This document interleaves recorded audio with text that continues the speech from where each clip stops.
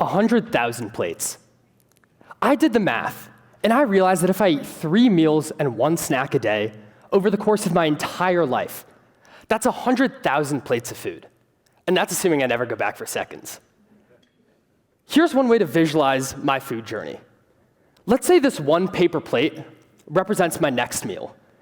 And this pile of 1,000 paper plates would feed me for about 9 months. Well, 100,000 paper plates, or the amount of food I would hope to consume in my entire lifetime, would reach the top of the 22-story Flatiron building in New York City. Now, that's a lot of plates. But what exactly fills each of those plates? We all have the ability to decide what we put on our plates and eventually into our mouths. Personally, I've decided to make 3 very small, yet highly impactful decisions that not only benefit myself, but also the world around me. I've always been fascinated by the food system and all its activities, including producing, processing, distributing, and consuming foods. Not only does it impact my body, but also the well-being of the communities, environments, and economies around me. However, there's a big problem. While the industrial food system may be efficient, it isn't truly effective. While it turns over huge profits every single year, it fails to create truly nutritious food for the people it's meant to serve. So, where do we see evidence of this? Well, it's right there on our plates every single day. 58% of the food that we eat comes from things like salty snacks, sugary drinks, and fried foods, so-called ultra-processed products. These foods are responsible for the deaths of 11 million people a year around the world, more than any other risk factor, including smoking cigarettes. To put that in perspective, that's 1 death every 3 seconds from poor diet, or 39 since this talk has started. So why don't we view ultra-processed foods as a public health threat, similar to smoking cigarettes? Well, we should and we can. I'm sure many of you remember a time where it was totally normal to smoke indoors, at work, on planes, and even in hospitals. It wasn't that long ago.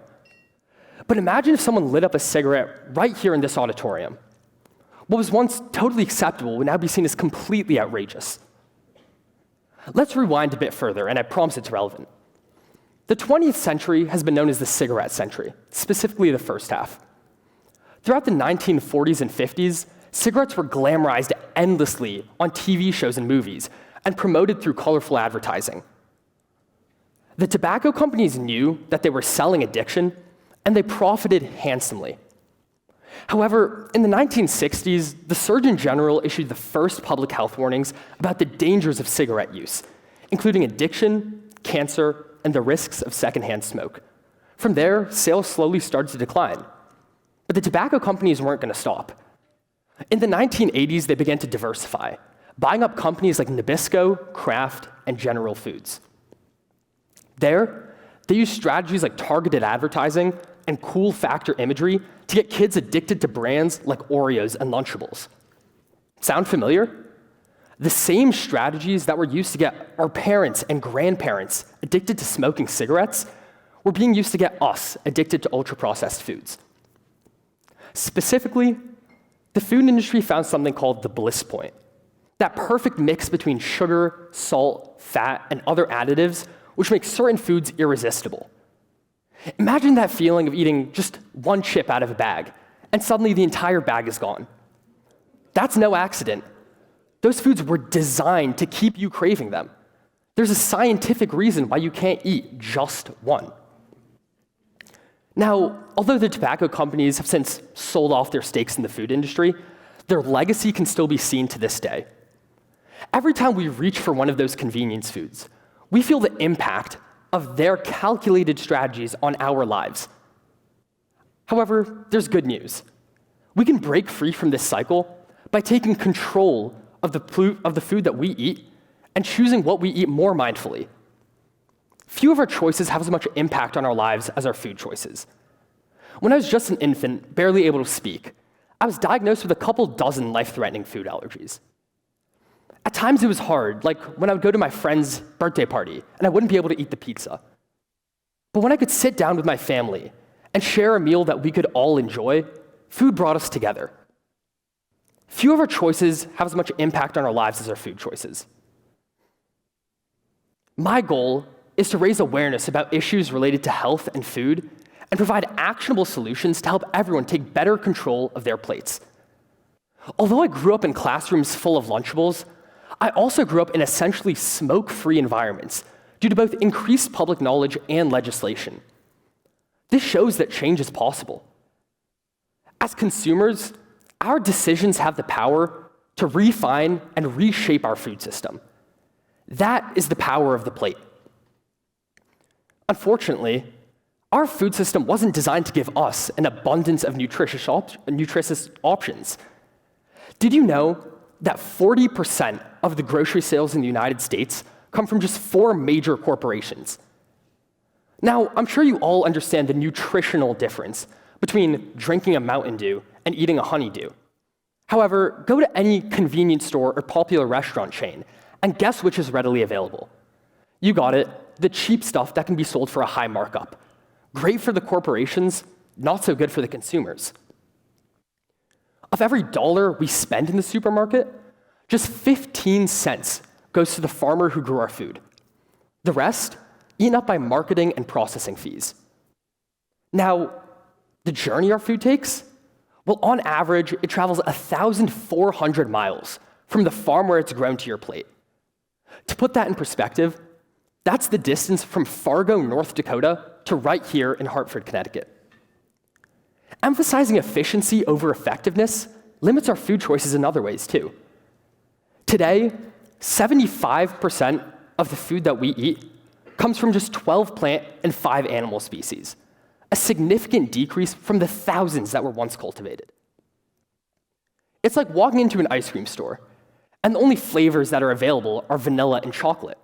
Sure, they're great flavors, but what happened to all the other options? What happened to variety? A lack of diversity isn't just boring, but it's dangerous.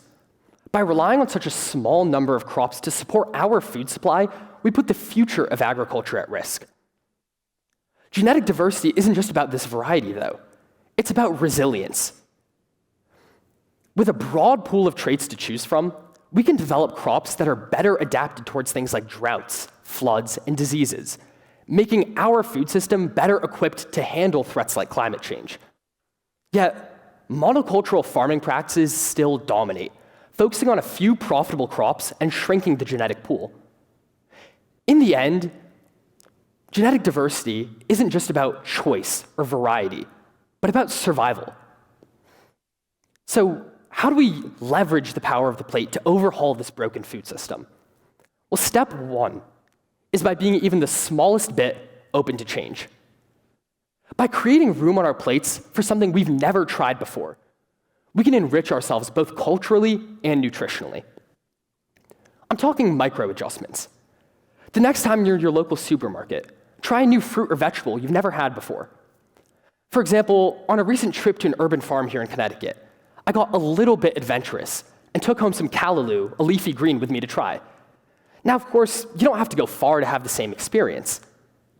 The next time you're in your local supermarket, explore new foods. Or better yet, seek out your local international grocery store or farm stand. Be a food explorer and give your local economy a boost at the same time. Step 2 is education, which will keep us all better informed about the food that we eat. Many people aren't aware of just how processed so much of our food is. Fortunately, food education's easy. It can be as simple as Googling a new recipe, reading the label on the back of a food item, or the next time you go out to eat, ordering something new and asking how it's prepared. My own food education was very direct. A couple of years ago, I worked as a farmhand at Wakeman Town Farm in Westport, Connecticut. There, I harvested livestock, tended to crops, and helped run their local farm stand. These experiences taught me valuable lessons about how our food is made and what goes into growing it, in turn diversifying my plate along the way. My favorite part was when people would visit the farm, but of course, not everybody can, so I thought, why not bring the farms to them? Together with 2 local organizations, the Green Village Initiative and Groundwork, both based out of Bridgeport, Connecticut, a city better known for its industrial heritage than its agriculture, We built over a dozen garden beds across preschools in Bridgeport, where we teach children important agricultural practices and habits and hope to instill in them a curiosity for nutritious choices in the future.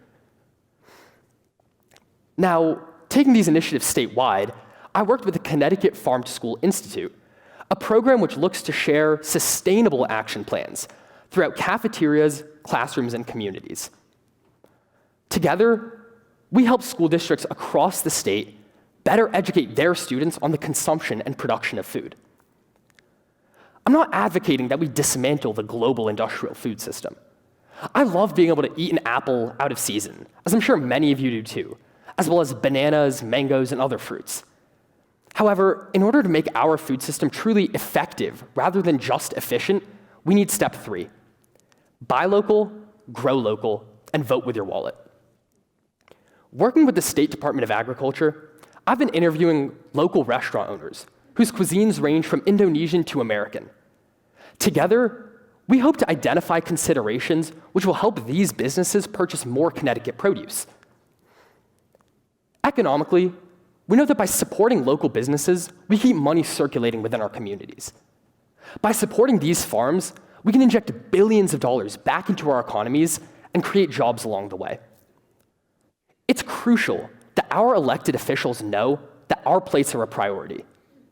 Right now, over 20 million Americans live in food deserts, relying on cheap, fast foods to support their needs rather than truly healthy alternatives. These Americans were the focus of Connecticut House Bill 05003, which looks to expand SNAP, or food stamp participation, to new mothers, children, and the elderly with low income. The bill provides better access to over 100 farmers markets across the state and the fresh produce provided in it. As an intern with Connecticut State Representative Jamie Foster, I helped support her work on this bill, which looked to improve security and access for everyone. Everyone includes those in urban areas, especially low-income neighborhoods who typically struggle to gain access to the food that they truly need. Fortunately, strategies like urban gardening and community farming can help alleviate these burdens, strengthening community bonds, transforming neighborhoods, and improving food security along the way. I would love for you all to understand that we each have the power to change the food system that we depend on. And it takes keeping these 3 simple steps in mind. 1, be a food explorer and keep your plates diverse. 2, be curious and stay informed about the food that you eat. And 3, vote with your wallet, spending where it benefits your mind, your body, and your soul the most. To make the world a better place, we don't have to change all 100,000 plates today. It starts with just 1 plate, 1 meal, and 1 decision. That's the power of the plate, and it's a power that we all have. Bon appetit.